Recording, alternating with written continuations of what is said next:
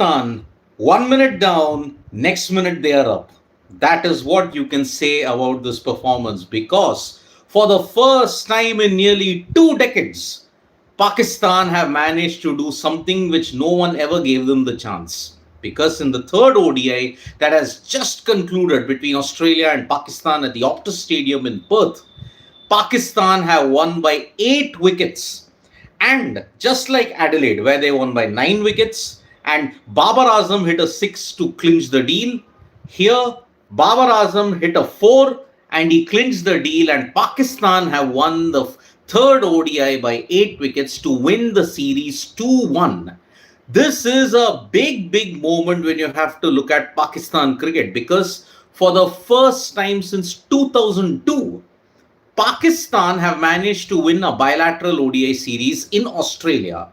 Last time when they played a bilateral ODI series, Australia versus Pakistan in Pakistan, Pakistan had won a bilateral series against them after 40 years. Here, they have managed to ensure that they conquer Australia yet again.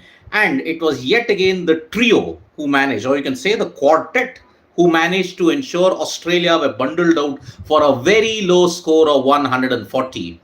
Shaheen Afridi, Naseem Shah taking 3 wickets apiece. 1 wicket went to Mohammad Hasnain, and now it was Haris Rauf who took 2 wickets. Now, Haris Rauf, after having taken 3 wickets, 5 wickets, and 2 wickets now, he is definitely my man of the series when you look at the Australia versus Pakistan series. In the end, Australia were also undone by Cooper Connolly getting hurt, and that is why 140 all out, it didn't even represent a challenge.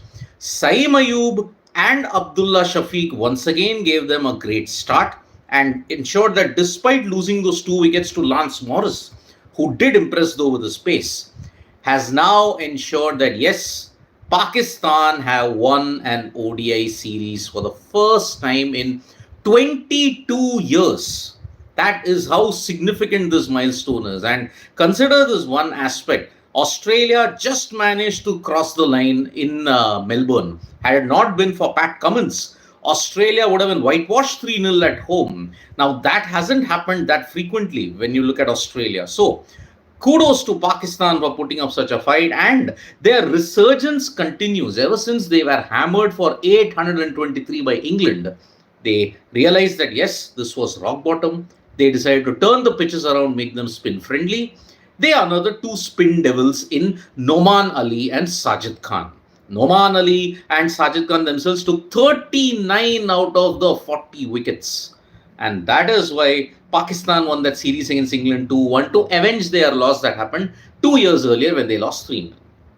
Here, a rejuvenated Haris Rauf managed to get Australia skipping and hopping on those very spicy decks at Perth and at Adelaide and at Melbourne. And Melbourne, Pakistan, had they held on to their chances, they could have managed to ensure that they got over the line there. But Cummins, supreme effort from him, and that is why it is a brilliant victory there. So, Pakistan, thanks to Abdullah Shafiq, Saeem Ayub, the quartet of Mohammad Hasnain, Naseem Shah, Shaheen Afridi, and Haris Rauf, have ensured that Pakistan are building up serious momentum for the ICC Champions Trophy, because now after this, they will be playing against against South Africa. In South Africa, they'll be taking on West Indies. They are building up tremendous momentum heading into the ICC Champions Trophy, which they'll play potentially in a hybrid model. So, this is the current situation that we are looking at. Pakistan have beaten Australia by a massive margin of 8 wickets and have won the series 2-1. 2002 was the last time when Australia managed to beat Australia, when Pakistan managed to beat Australia in a home series after that. Now it has been done, and many did not expect Pakistan to do it, but they have managed. So, let's take a couple of comments. First time ever Australia, Rookie Techie saying, played a side where no single batter has first class average above 40. All are mediocre top order batters, and Australia lacking intensity and great script to pull home crowd in CT. Well, ever since 2009, they have never won a CT. They haven't won a single game in the CT. So I wish people stop pinging like a railway announcer the same thing over and over. Once I read it, I read it. Perth is an unlucky venue for Australian ODIs. Played three, freaking awesome. They played three and lost all the three. A dominating performance from Pakistan, both with the bat and ball, almost throughout the series. Yes, had they held on to their chances, it would have been a whitewash. Imagine that, but that has not happened. So that is the current situation. Dhanush, India whitewashed at home by New Zealand Test series. Pakistan won ODI series in Australia, but the last point, Karma's boomerang. Dhanush meter mein nahi baith raha. It is not fitting into this whatsoever because that has happened for the first time. But Pakistan winning a ODI series in Australia, that has happened before. It's not the first time it's ever happened. So there is no such thing as karma. I mean, that is what I would like to just add into this. Dex says it was an Australia B team. Yes, it was, but then Australia still managed to do well. Rishabh Jaiswal, team losing to Zimbabwe, USA in World Cup teaching us karma. I mean, don't take that karma comment very seriously because, as I said at the start, 1 minute up, 1 minute down.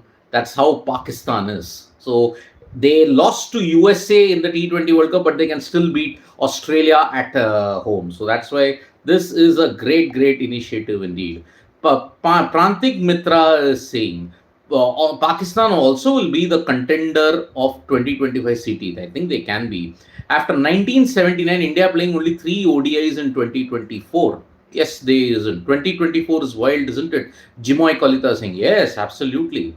When did Australia play a weaker side in series decider? 2024 is not good for home sides in history everywhere. I mean, you can argue that somewhere down the line, maybe, see, Australia never fielded a weaker team, but then they have other priorities also. So that's why they are willing to lose this in order to focus on the bigger prize that's up ahead. So that, according to you, what will be the BGT result, Prantik Mitra? I will tell that much later. I think the scoreline can be anything from 3-1 to 4-0. But which team, I do not know. But India winning 4-0 or final, no, I don't think it can happen. So that is the current situation. So congratulations to Pakistan. Serious momentum they are building for the Champions Trophy. They have won a series in Australia after 22 years.